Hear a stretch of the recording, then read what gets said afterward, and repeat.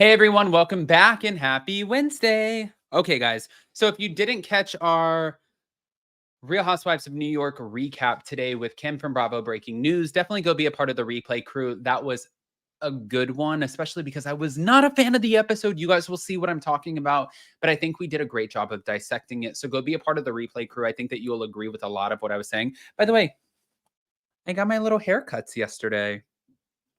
So hopefully I'll just stop wearing a hat soon. I don't know. Anyways, we're back to talk about the Brandy and Andy of it all, and there's a little sprinkle of Kim Richards. So before we jump in, if you guys haven't already, go ahead, pop off in the comment section. If you're not subscribed, get subscribed. Don't forget to hit that notification bell, and let's jump right in.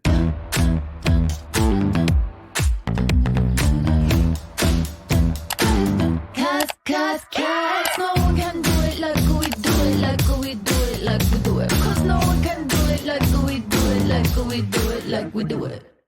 All right, guys. So where do we begin? I don't know. Well, I guess this is where we begin. Man, this is just like the never-ending shit. Thank you to Page 6. They came out with an exclusive saying why Brandi Glanville's lawsuit against Andy Cohen and Bravo is on the shelf, according to insiders. Andy Cohen just had a little stroke of luck. Page 6 learned that according to sources close to her lawyers, Brandi Glanville's case against Andy Cohen and Bravo was sunk by the sexual harassment allegations made against Brandi herself. Early last year, high-powered lawyers for former Real Housewives of Beverly Hills star sent a letter to Andy Cohen and Bravo telling them to prepare to be served with a lawsuit over a now famous video that Andy Cohen sent to Brandi, joking that he wanted her to watch him have sex. But sources told Page 6 the relationship between Brandi and the lawyers, Brian Friedman and Mark Garagos, has collapsed, and there are currently no plans to follow through on that letter by filing a lawsuit. Sources in Brandi's camp are furious because while Brandi has been running out of money amid her complex rift with Bravo, they say that Friedman and Garagos advised her that if she kept her head down, didn't take cash for custom cameo videos, or make media appearances, she could have a good chance of winning her lawsuit. But then the sources add, they suddenly appeared to change their minds and tell her that she didn't have a case. It was earlier this month where she tweeted, after a year of telling me how rich I was about to be and how strong my case against Bravo is, my lawyers have decided I now do not have a case and cut ties with me. Hashtag paid off, maybe? Allegedly. She then deleted the tweet. But insiders on the Legal Eagles side told Page 6 that, among other things, Brandi's own legal situation had changed the case dramatically since they took it on. Since the Andy Cohen video, Brandi has been accused in 2 lawsuits, both filed by the same lawyer on behalf of different plaintiffs, of sexual harassment. Neither of the lawsuits against Brandi herself are against Brandi herself, but instead essentially accuse Bravo and various production companies that work for Bravo of allowing and even encouraging Brandi to sexually harass other cast members. Bravo has not yet responded to any of the lawsuits, and it's not clear if the production companies have responded. But one was filed for her Ultimate Girls Trip situation with Caroline Manzo, and the other was filed for a man who appeared as a butler on Ultimate Girls Trip Ex-Wives Club. Brandi has denied sexual harassment, and sources close to the reality star say any risque behavior on her part was merely what was expected of her as a cast member. These public liabilities complicated the situation and certainly did not encourage Bravo to take her claims seriously. We're told that Glanville is looking into alternate representation, but right now the case is on the shelf. Brandi's case was a significant part of the so-called reality reckoning championed by Bethany Frankel. And in 2023, Garagos and Friedman wrote a letter to Bravo and other reality TV leaders, including E! And NBC, promising consequences for the grotesque and depraved mistreatment of cast members. Page 6 was also told that the faltering of Brandi's case does not mean that the reckoning is running out of steam already. It was a rep for Garagos and Friedman that told Page 6 the Reality Reckoning initiative is designed to address the broader mistreatment of reality stars and crew across multiple shows. With the focus on unfair contract provisions and systemic issues, it has never been centered on one individual's case. We remain committed to advancing change in this space and are optimistic about the positive transformations that we are driving within the industry. Andy Cohen was also accused of sexual harassment in a February 2024 lawsuit by Leah McSweeney for, among other things, talking about her breasts on air. And Page Six reported earlier this month that a judge has a set hearing date in that case at which the court will hear arguments on whether the case should be dismissed. Andy has strenuously denied any wrongdoing, and Bravo says that an investigation has cleared him of wrongdoing. It doesn't stop there. Nope.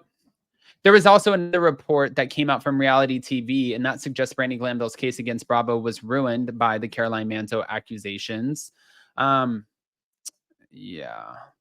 Pretty much what they're saying, according to the insiders, her and her team are upset with the whole situation because they feel like they were misled by the lawyers.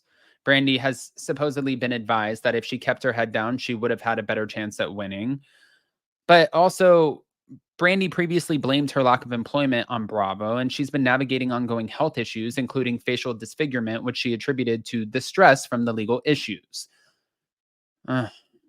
Now that the lawyers have dropped the case, it's not clear what's next for Brandi, but her lawyers, however, said they're still committed to the reality reckoning. But it looks like at this point right now, it's one of those things like, don't throw stones when your house is made of glass. Like, she's trying to claim that, she felt a certain way with this video that was sent by Kate Chastain and Andy Cohen to her. And then that video made her feel uncomfortable, and it was her boss who was kind of using her as a puppet, making her do whatever he wanted her to do, and that she had to, because if she didn't, she could be jeopardizing her job. But then also you have two other parties who are suing Bravo and production on behalf of Brandi, which we talked about. It was the Butler and Caroline Manzo, which I think what they're trying to say at this point is completely negating her own specific lawsuit. We're not done. So Brandi Glanville is also sharing why she cut ties with her former friend Kim Richards following her reported relapse. Yeah.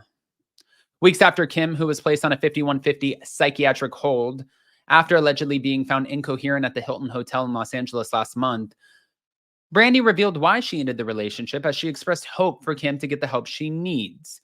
This makes me sad, but ultimately it's what Kim needs. Her addiction issues caused the end of our friendship, and I hope she finally gets the help that she has needed for so long.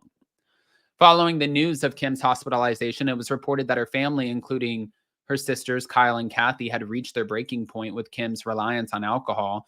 It particularly weighs heavily on Kyle, who has always been the worrier of the family. She does her best to take care of Kim and essentially bankrolls Kim's life with Kathy Hilton, but never knows where the line goes between helping and enabling. The family is very private about details, but from the little that they've said, it's clear they've reached another breaking point with her. Days later, Kathy addressed her sister's health crisis. We love her, we support her, and that's all I can say. Adding that when it comes to Kim getting better, there's always hope. Kyle has spoken out about Kim's situation as well, recently telling Page Six that she was doing what she could to support her sister in a healthy manner.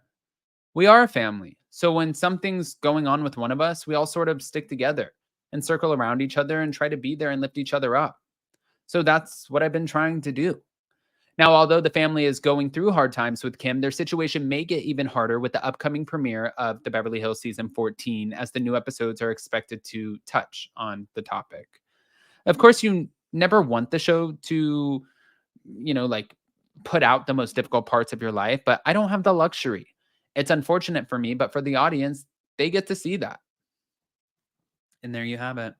Guys, I want to hear what your thoughts are, especially about what they're saying about the Brandi lawsuit. Pop off in the comment section. If you guys are not subscribed, get subscribed. Don't forget to hit that notification bell, and we'll see you next time. Love you guys. Bye.